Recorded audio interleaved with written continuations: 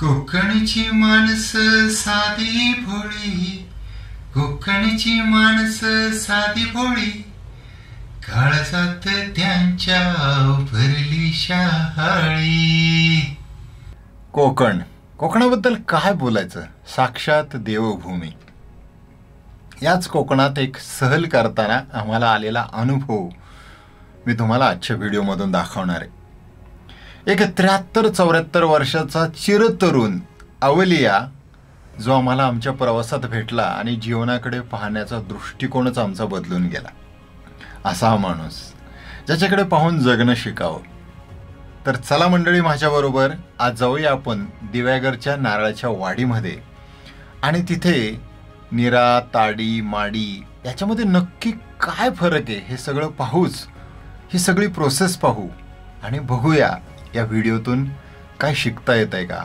प्रवासात भेटलेली माणसं आपल्यावर कशा प्रकारे परिणाम करतात ना, त्याचं एक उत्तम उदाहरण म्हणजे आजचा व्हिडिओ आहे. तेव्हा चला हा व्हिडिओ पाहू, तेव्हाच तुम्हाला कळेल मी काय बोलतोय ते. हो, आणि ज्या लोकांनी अजूनही आपलं चॅनल सबस्क्राईब केलेलं नाहीये त्यांनी सबस्क्राईब करा, कारण फिरण्याच्या ठिकाणांची माहिती देणारा हा यूट्यूब चॅनल आहे जो दरवेळी नवनवीन ठिकाणं घेऊन येतो.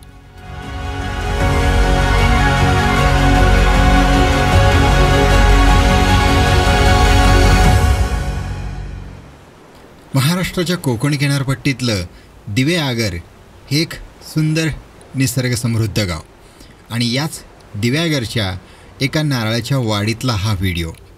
इथे सिद्धेश शिलकर हे पर्यटकांसाठी श्रीबाग होमस्टे चालवतात, पण आजच्या कथेचे नायक आहेत त्यांचे वडील श्री रत्नाकर शिलकर. दारापुढे ओसरीवरच सुपाऱ्या वाळत होत्या.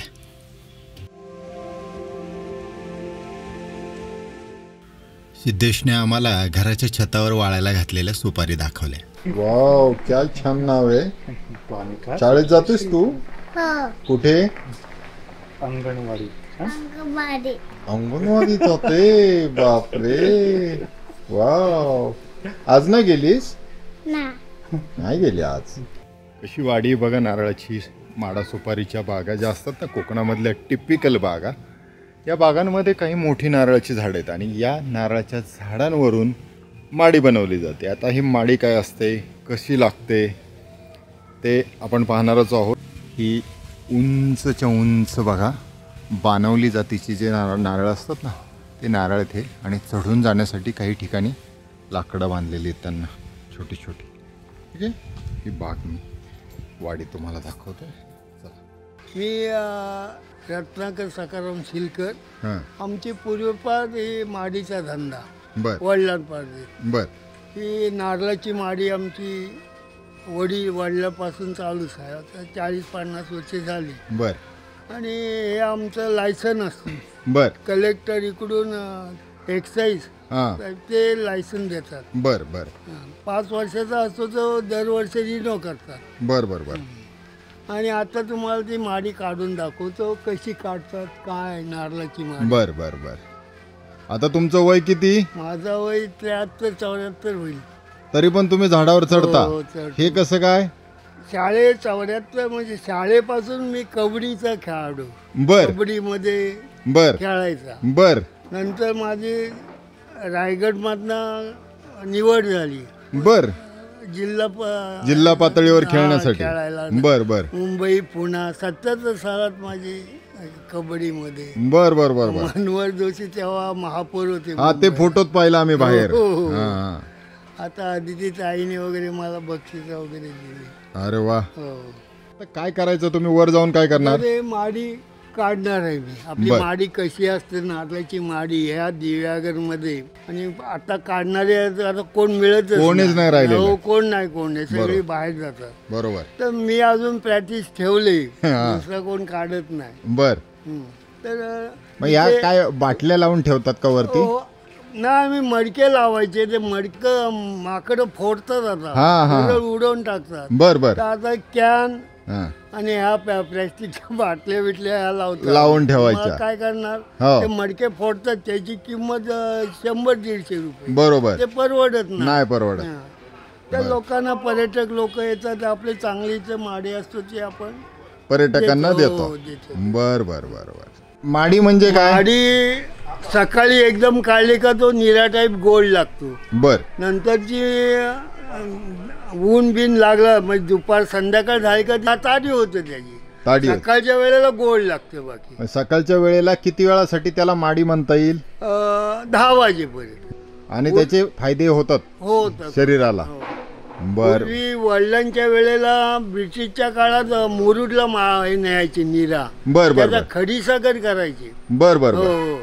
ब्रिटिशच्या काळात त्याची फेनी पण पाडायची. बर बर. गोव्याला जशी दारू पाडतात हो हो त्याची फेनी पण पाडायची. बर बर बर. असं असायचं. आता हे नारळाची फुलं हे हो लावतात. हो पोय काढतो आपण. मी दाखवतो ते पोय पण जाल ना कॅमेरावर पर्यंत. मी तुम्हाला देतो ना गळ्यात. आणि अशा वर्षाला 12 पोईमध्ये ते माडी मिळतं आपल्याला. एका झाडाची किती मिळते? सरासरी सुरुवात केली का 1 लिटर पासून सुरुवात होतो. ती परत खाली आली तर मध्यंतर आली तर 4-5 लिटर पर्यंत ती जाते. बरं, आता तुम्ही काय काय करणार? आता वर चढणार? हो, वर शेव टाकणार आणि ती माडी काढून घेऊन येणार. का आता प्रोसिजर झालेली आहे. बरोबर बरोबर बरोबर. ठीक आहे. मी आता तुम्हाला हे चालू करून देतो. ते तुमच्या गळ्यातच राहील. तुम्हाला काय करायचं? मी आजोबांच्या गळ्यात आपला एक कॅमेरा अडकवला जेणेकरून त्यांच्या नजरेतून आपल्याला झाडाच्या शेंड्यापर्यंत पोहोचता येईल.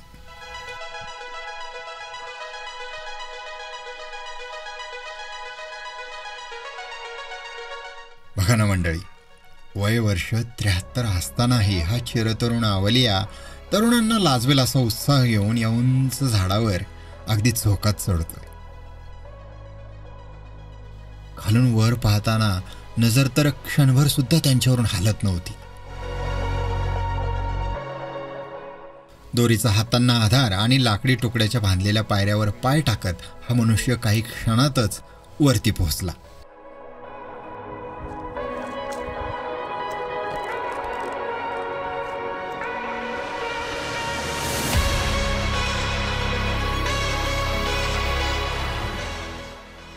बाबा वरती गेले झाडावर, पण आम्हाला खाली टेन्शन आले पाहून पाहून. अशी कंडिशन आहे. इतक्या उंच ते इतक्या पटकन गेलेत. आणि हा नारळ आणखी म्हणजे एवढा उंच नाही असं त्यांचं म्हणणं आहे. हो पाहिली पाहिली. हा. आता बाबांचं काम झाडावरती सुरू झालं. ही पोय येईल का? ही पोय आहे इथं. ह्या कॅमेऱ्यात येईल ना पोय?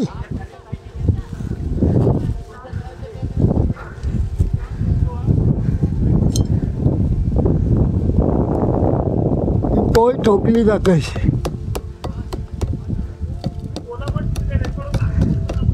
हा.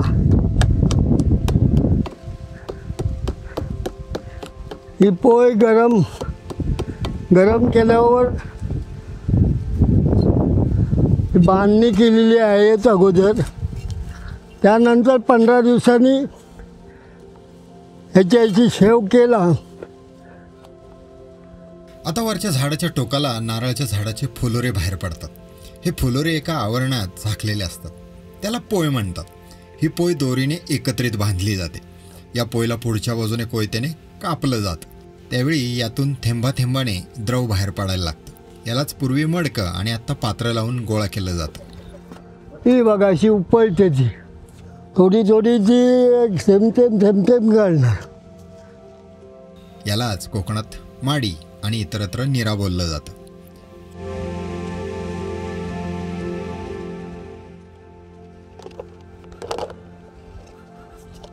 ही माडी काढली गेली.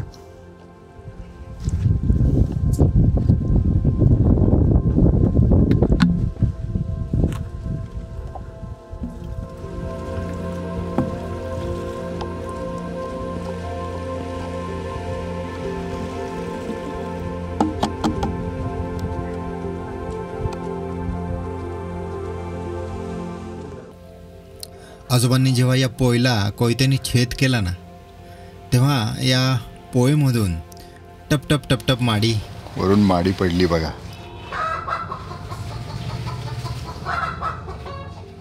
या झाडावरती जेवढ्या काही पोई असतील त्या पोईला लावलेली सगळी पात्रं बाबांनी नेलेल्या किटलीमध्ये मोकळी केली गेली. पुन्हा त्या पोईला छिद्र पाडून ती पात्र पुन्हा त्या पोईला अडकवण्यात आली. या वयामध्ये हा उत्साह जर टिकवता आला ना, नोबडी कॅन स्टॉप यू.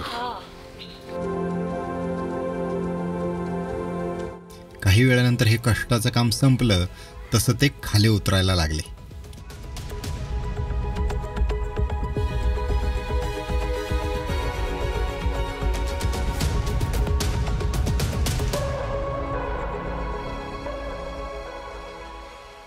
मंडळी, माडाच्या झाडापासून बनवतात ती माडी, तर ताडाच्या झाडापासून बनवतात ती ताडी, ज्याला ताडगोळे लागलेले असतात. ही माडी आंबली की त्याचं अल्कोहोलमध्ये रूपांतर व्हायला लागतं. यात साखरेचं प्रमाण असतं. हॅलो. हा जा व्यायाम मोठा आहे, मोठा काय वाटत नाही, दमलोय मी काय नाही. आता बाबा खाली आले, पण त्याच उत्साहात. मशीन आता जातो शालीनो काय ना द्यायला. आता त्यांनी ती ताजी माडी किंवा नीरा त्या गाळणीने गाळून आम्हाला प्यायला दिली. काय हे काय परत परत मिळणार आहे. घ्या कोणी पण घ्या पिया तोंड लाव. जितका वेळ हे पेय उन्हात राहतं तितकाच वेळ त्यातलं अल्कोहोलचं प्रमाण वाढत जातं. परदेशी लोक याला कोकोनट होडका असं म्हणतात. सकाळी काढलेल्या माडीला गोडी माडी म्हणतात. याच माडीला आपण नीरा म्हणूनही शहरामध्ये पितो. खूप सारे शरीरासाठी फायदे असणारं हे एक उत्तम नैसर्गिक पेय आहे. वय वर्ष 74 असणारा एक लहान मुलगा बघितला, उत्साह बघितला. हा लहान मुलगा तुरु तुरु धावतोय, झाडावरती चढतोय, माडी काढतोय, इतरांना प्यायला देतोय आणि बाकीचे आपल्याला चढता येईल का असा विचार करतात. असा हा प्रकार आहे. ही माडावरची ताजी माडी पिऊन झाल्यानंतर आम्हाला त्याच वाडीतल्या दुसऱ्या झाडाखाली नारळ पाणी प्यायला नेलं गेलं. आता ही लुकलुकती नजर मलईदार पाण्याची शहाळी झाडावरती शोधत होती. शहाळी काढण्यासाठी आता माड निवडला गेला. हे मशीन आहे का? हो, हे आता केरळला निघाली ना, ते आपलीकडे आले लगेच दापोली संशोधन केंद्रात. अच्छा अच्छा, तिथून आपण घेतली. हो, हे यंत्र असं पाहिलेलं होतं. नाही, नाही, आजच नाही, बघितलं. हे केरळाला पहिला निघाला. अच्छा, केरळहून आपल्याला हे असा पट्टा असलं, पण हे आपला गावठी दोरी बेल्ट वगैरे सगळं बेल्ट लावायचा. आता सेफ्टी बेल्ट आहे. हा, सेफ्टी बेल्ट. याचं टोप दे मला. ही आवड ही असल्याशिवाय आवड मला जाम हौज. मंडळी, हे वाक्य परत ऐका. काय माणूस आहे बघा. मला जाम हौज, मला जाम हौज. हा तर मी यंत्र आणलाय. हा, आता इथे किती लोकांनी शिकायला पाहिजे होता. बरोबर. कोण हातातच नाही घेत, एकटाच मी, कोणच नाही. अरे बोला केरळला लेडीज करतात, नारळ पाडतात. हा, आणि इथं बोलतात आम्हाला माडावर चढायला कोण नाही, 100 रुपये देतात माडावर चढायचे. आता हा काय सोपा नाही. कोणी पण आणायचं माडावर, कुठल्या पण माडावर. कोण हातात नाही घेत. येतात बघतात नाही जातात, पण हातात नाही घेत. हे आता एवढे 10 वर्ष 15 वर्ष झाली. पण हा इकडे आपलीकडे माड चढायला नको याच्यावर. हा काय सोपा आहे. पण काय जर का घाबरतात. ते का नाही हे घेत माहित आहे. हा, हे लटपटायला लागला हा. का मला किती लटपटायला लागला तर मी काढून राहतो.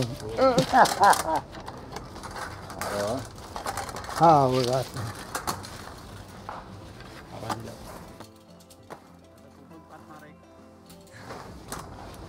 असा फिरता पण येतो. गुडघ्याला नी कॅप, कमरेला कोयता, बरमुडा, हाफ शर्ट, पांढरी तुरळक केस, पिकलेली छोटी धाडी आणि पिकलेल्या फणसाच्या गऱ्यासारखे हवा असणार हे रसायन.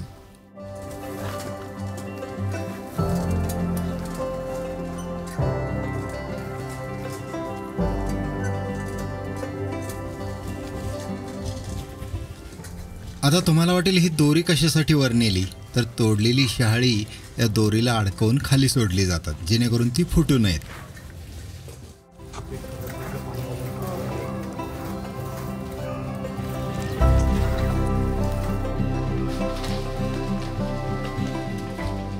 या झाडाच्या वाळलेल्या झावळ्या काढून त्याची सफाई करण्यात आली.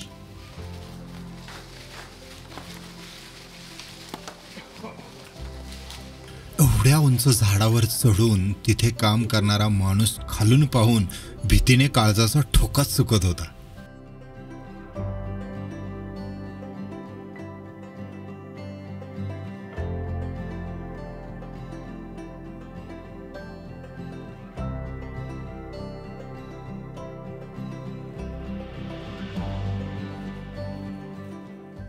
बघितले नारळ कसे आले ते, पाणी प्यायचं. हे सगळं अचाट धैर्य पाहताना त्यांच्या नातेवाईकांकडून एक धक्कादायक खुलासा झाला आणि तो म्हणजे हा मनुष्य 4 माळ्याच्या इमारतीवरून पडून अपघात झालेला आहे. त्याची सगळी हाडं परत जोडली गेली आहेत. पण बघा ना, छंदापुढं सगळं हरलं हो. बिल्डिंग वर न पडला, हा सगळं मोडलंय मी. सांगितलं त्यांनी मोडून परत आता परत देवाने मला उभा केला. हा अखंड असणाऱ्यांना लाजवताय.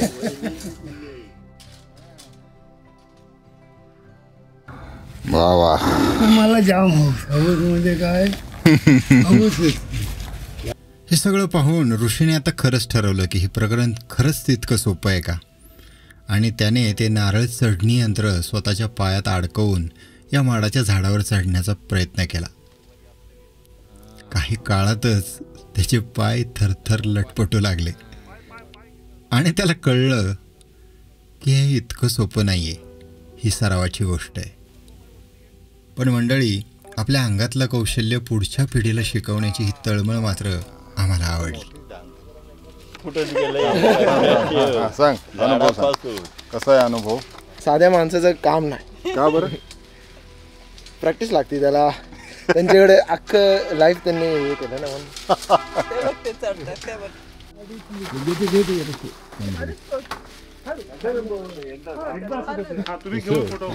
तुम्ही घ्या.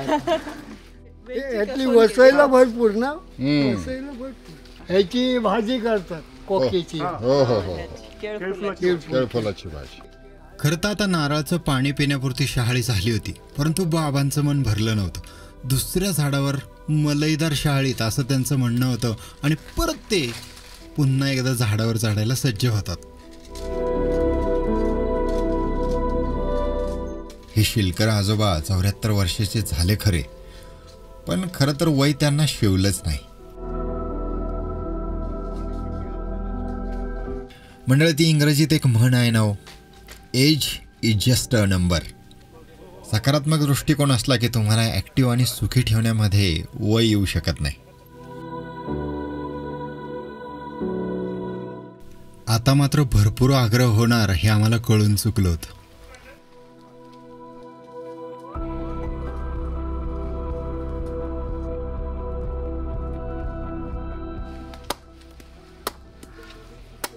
स्ट्रॉ आहे ना, कोण घेते पहिला? ताई घ्या.